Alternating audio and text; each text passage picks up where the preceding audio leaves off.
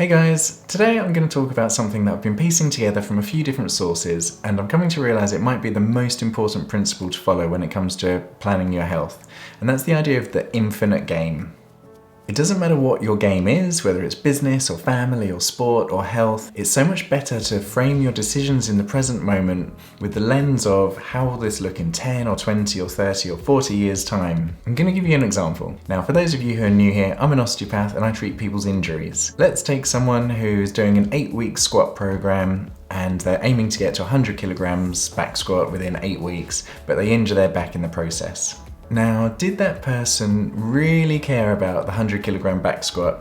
Or if they sat down and thought about it, pen and paper, draw it all through, would they rather be the sort of person who's squatting when they're 70, rather than getting that back squat in 8 weeks time at all costs? It's important in life to have goals, and absolutely it feels great when you work hard, when you push yourself outside your comfort zone and you achieve those goals. But here's the thing that I notice as an osteopath.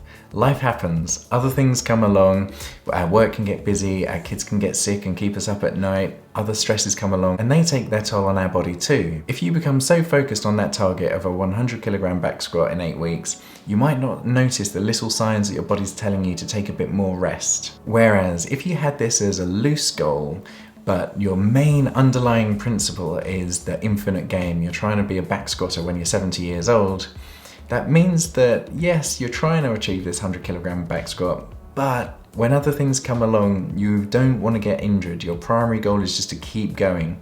So it doesn't matter so much if you back off a little bit. Books like The Atomic Habit by James Clear teach us the power of the compound effect in our health.